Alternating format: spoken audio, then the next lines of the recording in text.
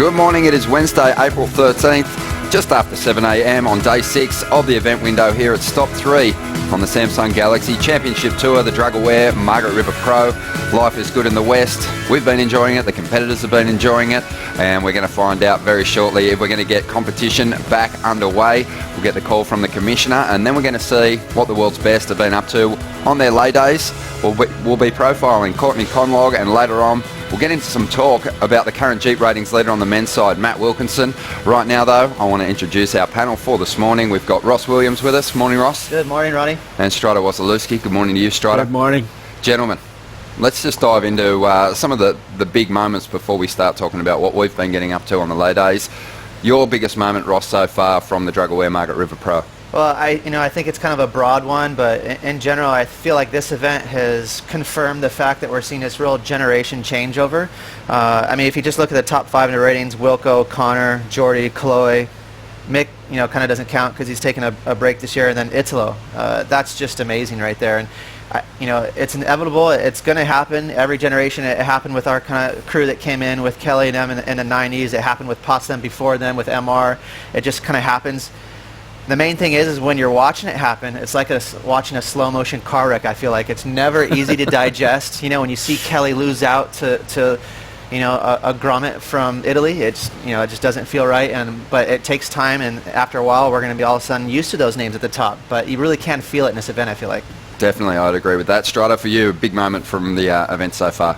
It's kind of like what Ross was talking about. You have that feeling of that new generation coming in, and that heat set up between Kayo and John, and you just want to see the battle of all battles go down. And I was kind of a letdown for me. I wanted to see a little more action out of both of them, but it sometimes the nerves, it looked like, got to them, and I think it's something that the new generation on that side, I don't know, you wouldn't think John would have him, but he's got nerves, and I think Kayo had him too, and like the heat score total was low, and they didn't really rise to the occasion, so to speak. And so for me, I want to see that kind of those guys step up and really take home what they can do. We've seen them on the free surfs, we've seen brilliance from them in heats, but I want to see a little bit more out of it. I thought it was a great heat, went right down to the wire, and you could be right. I think John this year, stating his claim for the world title, might be adding some nerves, but he's got to turn around some poor history against Kayo Abelli now, so it's going to be interesting. For me, one of the big moments was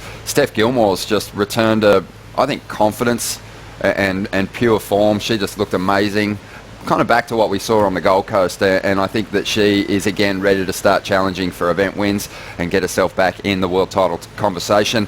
Let's find out if we're going to get heats underway now. We'll check in with Rosie Hodge for the call. Good morning. Well, Kieran, yesterday was our first lay day of the whole contest period. Looking at the conditions this morning, will we get those heats underway? Yeah, it was great to have a day off. This morning, again, we've got a little bit of onshore wind, and that swell hasn't really built in. We're also kind of tracking that new swell really starting to show through tomorrow into Friday and Saturday. So we'll have another lay day, we'll be off and come back tomorrow morning. Well, I like the sound of that. Thanks for your time, Kieran. We'll be off for the day. Back up to you guys. Perfect, Rosie. Thank you, and looking forward to seeing what the Surfline forecast delivers, Strider. You've been keeping a close eye on it.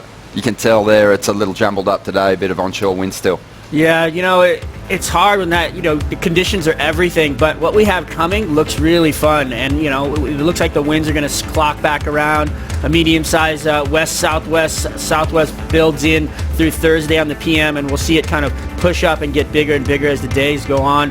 Friday, Saturday looks great. So we're down here at the bottom. You just see that pelting of swell into the bottom of Australia. It's really nice to have all that open ocean coming up and slamming us with waves.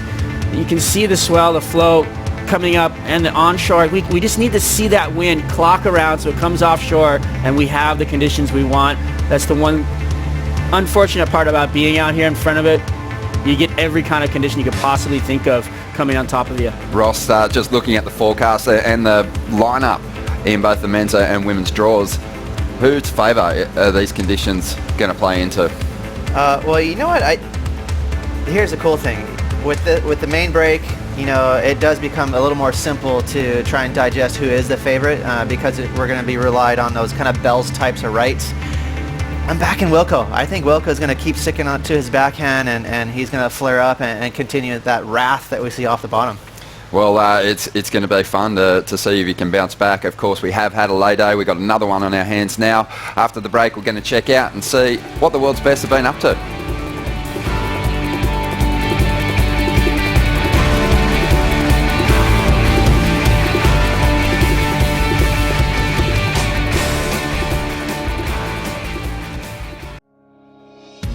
I'm calling out your name as I walk along the river.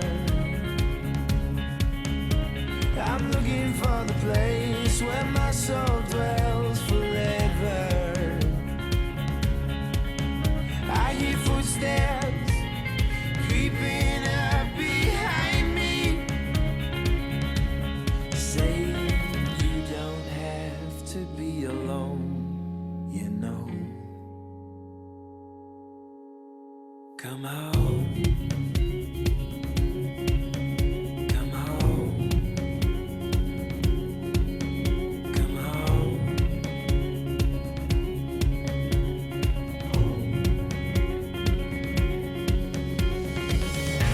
I'm calling out your name as I walk along the river. I'm looking for the place where my soul dwells forever. I hear footsteps creeping up behind me, saying you don't have to be alone, you know. Come home. Come home. Come home. Come home. Come home. Come home. Come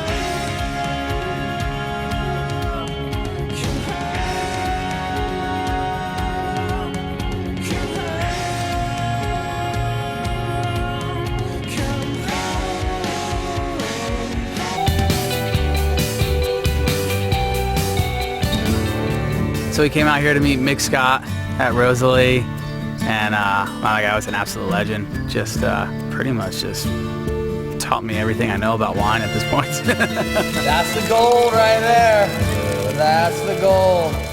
So in 1994, my dad, my uncle and I planted the vineyard at Rosalie and dug a lot of the vines in, and we're trying to make the best wine we can, and we've still got that goal in mind.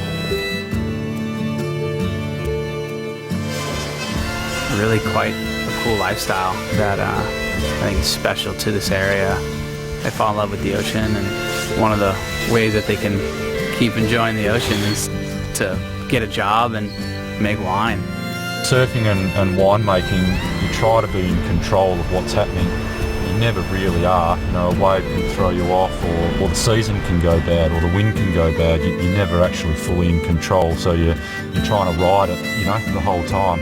I've been coming to this region since I was 15 years old, and it is a special experience that you get out here that you don't really get anywhere else in the world.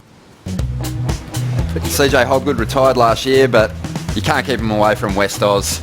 He said he wasn't going to take up the invitation to compete in any CT events, but the invitation to come down here and get on the grape juice was too much for him. He had to do it. I saw him in a jersey over there on the side too, a little industry heat or something going down. He rolled right onto the reef. It was great. I thought you were going to tell me he just threw a jersey on and he forgot he was retired. Very Malloy-esque, too. I like that little throwback, very rootsy. There's over 200 wine producers here in the West, and Ross, you got the opportunity yesterday to dive in and sample some of the local produce. How was it? So yummy. We all did. Yep. We stuffed ourselves to the gills and got our snouts in some wine and tried to pick out some scents and some aromas. Strider? A lot of colors, a lot of food. I mean, some of that stuff to hit the table is just beautiful works of art down there. Yeah, Will's Domain, thanks for having us. Let's see what the world's best have been up to with their lay days. We'll check out some of the Instagrams, and everyone's getting into some pretty different kind of stuff over here. Free surfing, still high on the menu. The sea bass is continually, it seems like consistently every single day, he's got the best picture I've seen surf-wise. He is just such a grommet and punting strider. Yeah, the frother of all frothers, the grom of all groms. This guy is an animal. He's always in the water. Sally Fitzgibbons, not really hitting the lineup, but still getting barreled by the looks of things. Grabbing the rails, huh? Still wearing a smile. Gotta love Sal. Look at those teeth. Matty Wilkinson has been putting himself deep in a couple of the local caves. Ronnie, you might go to the caves today. Yeah, I might check it out. Looks pretty fun. It's a great way to spend the day. There's so much to see over here. Leonardo, you'd think that even at 18 years of age, you know, he'd have his head around the wine tasting in this area. Looks like he's been enjoying himself too. Yeah, it's insane. You cannot avoid going to spend time at some of the vineyards, and good old Jordo Contemplating. casting into the sunset. And not catching anything. Deep thoughts apparently. with Jordo. But there is many different things that you can get up to, and it's been fun just checking this place out. One of the most pretty regions, I think, on the schedule, and definitely a lot to do aside from surf. Driving down the roads like a beautiful movie happening right in front of you. What about these things? Have you guys tried eating kangaroo before? I think we're the only people that actually eat the animal that's on our emblem. Well, I haven't tried it yet, Ronnie. I've had some. You know. It's good. It's packed with protein. It is. It's lean. Very gamey. Gamey, yeah. Hey, we're going to check out Courtney Conlogue after the break. We profile Courtney, and we're going to see some amazing vision of the current Jeep ratings leader. Stay with us.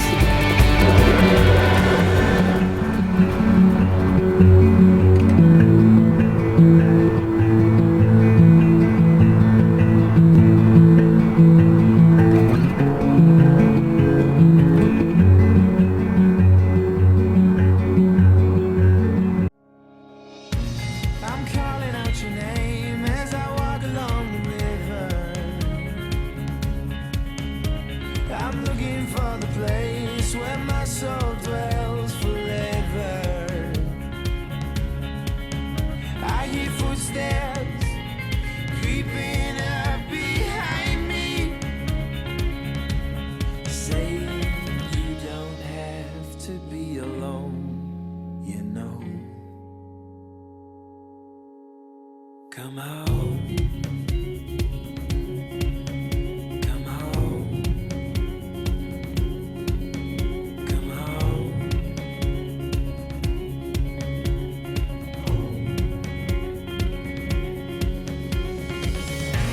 I'm calling out your name as I walk along the river. I'm looking for the place where my soul dwells forever. I hear footsteps creeping up behind me, saying you don't have to be alone, you know. Come home. Come home. Come home. Come home. Come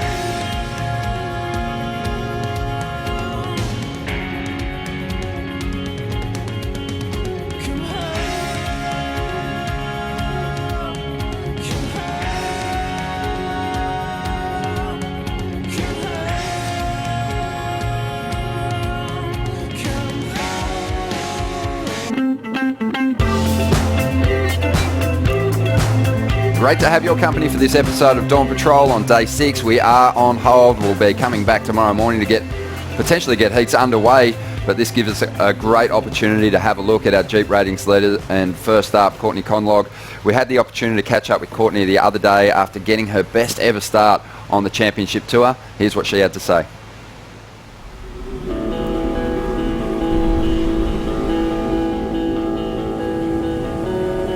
I had like the best sort of feeling coming into that event. Everything felt right. I sustained that ankle injury. Felt like the worst thing in my life that could have happened, you know. But you could look at any situation as an opportunity, and the injury was my time to reflect.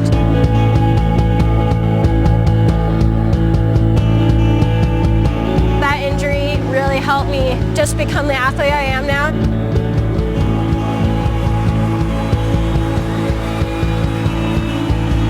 Every time you're out there surfing and doing what you love, you're having a good day.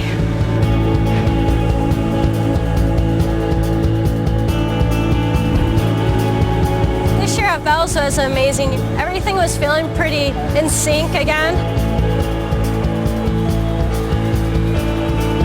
never really worked for me, and this year it was nice having it finally 2016 work.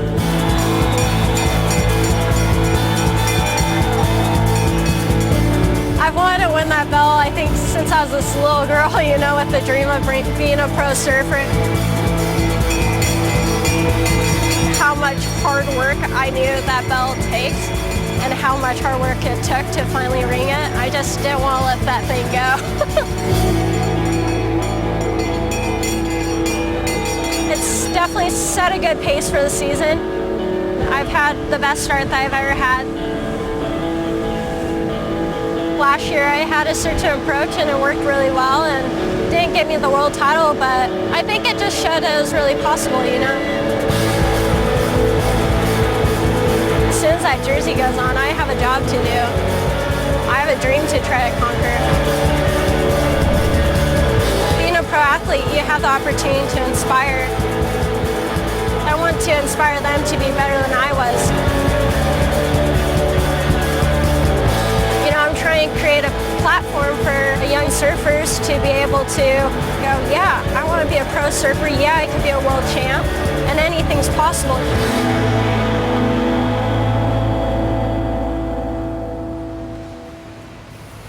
Great piece there with Courtney, and she has got her year off to such a good start. You think about this time last year, she was back on the ratings, she won this contest, won Brazil, and it just feels like, Ross, if Courtney's going to win a world title, she doesn't want to be going into the last event to decide it, because that's Carissa Moore's territory. She's going to be really hard to beat there, and this start though is incredible. Well, the encouraging thing for Courtney, even though she goes to Hawaii and she's trailing and she needs a good result on Maui, she surfs really good at Maui. She has the tools to win that event, but you know, we saw last year where she buckled. She kind of fell under pressure, and then, you know, Carissa did her thing, but she has a lot of room for improvement in terms of Maui. But I love that piece, Strider, how, you know, I loved her emphasis on inspiration. There has been a void from California for a while for that competitive drive. We see a lot of the girls that are happy to go to the beach and go surfing, but I love that competitive spirit because she's Mrs. Stomp. She just stomps her big moves and she loves to compete. So great to see her fill that void. And I think you hit it right on the head when you said that she buckled under pressure. That's the one thing she really worked on in the off season, and she works, you know, obviously training, and she's got the skills, you know, and the technical aspects of surfing. But now she's got the headspace, and then she's going to come into the, you know, the rest of this year knowing and confident and understanding how to deal with those pressure cooker situations. And you know, if it comes down to that in Maui, she's not going to buckle again, I don't think. Has Courtney changed anything from 2015? I think it was 2014 to 2015 is when we really saw the big change. Remember, we spotted it on the Gold Coast. One of our first waves, she ripped into this really pretty carve, and like, whoa. You could see how noticeable that change was, and then she got halted with the injury, obviously. But I think she's continued that, but she's always had that really natural way to compete. She does not feel pressure, it feels like, most of the time. Yeah, we saw her, you know, but really she looks great. She's obviously had the best start she's had this year, and like you said, it's great to see that nature come back in from California. It was always like this cool guy, layback kind of feeling, and now, you know, we've got a lot of people on tour from California that are just really going after it. So I love to see the competitive nature of those guys getting into it and really just pushing the line. It's amazing just looking at the schedule. I don't think Courtney has a weakness at any of the locations. She's got locations where she's coming up against surfers who are more suited to those spots than others, but I think she can shut this world title out, and if she keeps continuing to make finals and win events, she's going to do it early on. Yeah, well, so to your point, she surfs great in a small Huntington-style beach break stuff. We saw her in Fiji ripping, not only in her heat, but I remember free surfing with her, like 6 to 8 foot cloud break, really pretty sketchy stuff, and she's one of the only women out there charging. So yeah, she's super well-rounded. Well, it's been fun to talk about the Jeep ratings leader on the women's side. When we come back from the break, we'll get into the discussion about Matt Wilkinson and see if he can win this world title.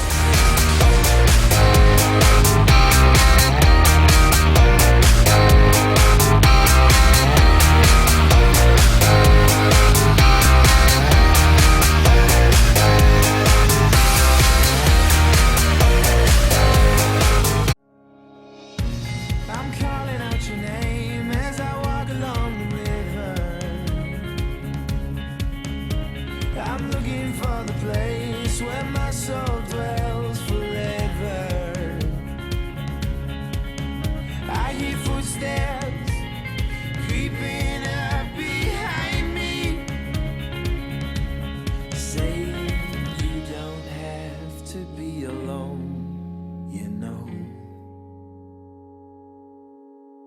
Come home. Come home. Come home.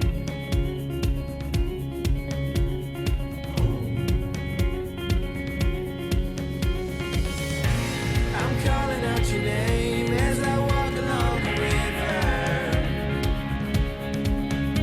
I'm looking for the place where my soul dwells forever.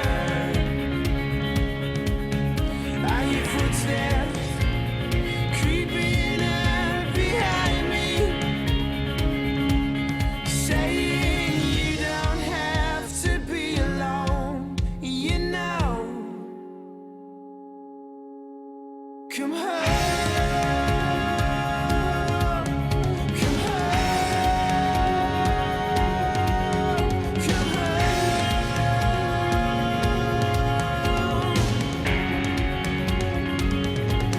Come home. Come home. Come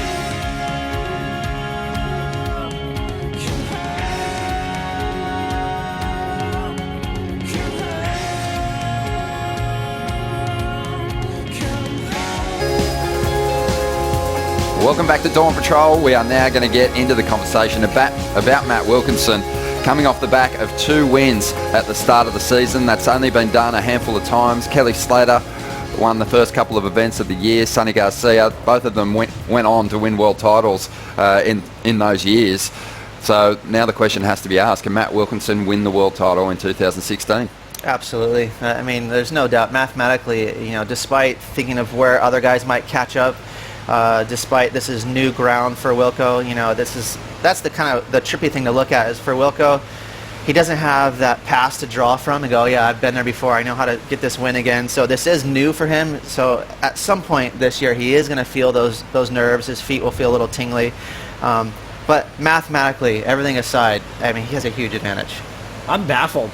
It's just crazy to see somebody to come from where he was to winning the first 2 events of the year. I mean, there's nobody in the world that would have put that on paper and said, yeah, this is going to happen. And I'm still scratching my head. It's just like the guy just went mad, came out, he like literally got on a roll in Newcastle, figured out what the judges wanted, and he's just giving it to him. And he's just going to continue to give it to him out here on that right. And we'll see how that plays out for the rest of the year. So I still have a question mark on whether he can win or not, the world title. Well, can he or not? Of course, anything can happen. But what's your prediction? I don't think he's going to win the world title. Okay. All right. I think that he is doing a really good job of improving at locations on the fly.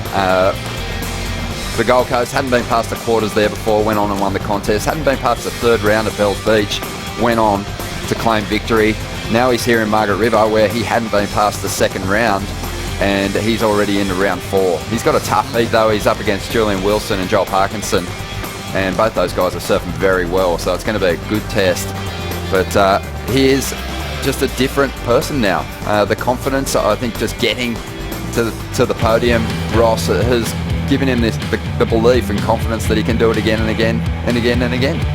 It's true, and you can see it even when he's bottom turning on each specific wave. You can see how confident he is. So absolutely he can win the world title. I mean, if you're a betting man, you'd probably be silly not to put money on him just because of the numbers. But the cool thing, you guys, is looking back on the ratings, and I know it's early, so this is just a fun thing to do. Obviously, you can't put too much merit into it, but look at the ratings down to, say, the top 10. I go, okay, well, who is going to win the world title? Who would you pick as the favorite? We all think Gabriel Medina's right there for sure. He's so consistent, but Italo, Kaloy, Jordy, I mean, those are the names right there. I think Connor too, I guess, but those are the names that really stick out to me that are going to make the most trouble for him to hold on to that lead. Kalohe and Dino is one to watch in this event. He's got that final, and also he's, I think, better than Wilko at some of the events that Wilko has struggled in the past. So that's going to be fun to watch that little exchange. But you have to keep in mind that Matt Wilkinson's got 3 events on the schedule that he hasn't been past the 3rd round in, and they're really crucial contests as far as the world title race goes. Just going back to it, did you say he was going to win the world title?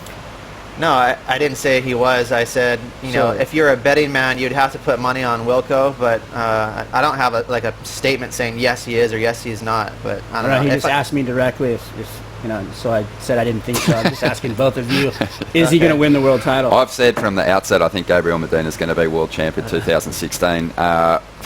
He's letting me down in a big way at the moment, but it's a long year, and we've seen what he can do in the back half of the season. We've seen how big leads can be chased down. Yeah, we haven't heard from Ross yet, though. I'll say he won't. Yeah, I mean, part of it is because of I think the other guys behind him are surfing so well, and they're going to chase him down and get those points he needs, or they need.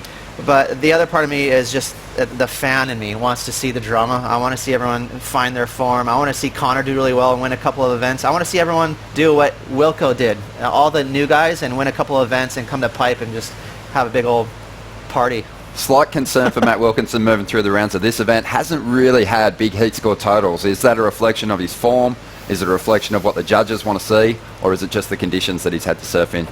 This event is such a wild card. I think it's amazing that he's found himself with, at the minimum, a 9th place finish, because it's hard to compete out here. Do you think that the judges get tired of a certain type of surfing from an athlete? That I mean, you know, they're going to see it over and over again now. And we're under the 3rd event on the backside, the same whip up into the bowl. Yeah, he's variating the turn, but the answer is no. No. Look at all the guys like Ace and the guys that have that one steady turn they always go. They're consistently throwing 9s. Just attack is attack. So the judges love that. And Matt Wilkinson's been one of the most aggressive competitors in the first 2 events of the year. We'll look forward to seeing if he can get the job done here at Margaret River. We'll see you tomorrow for Dawn Patrol.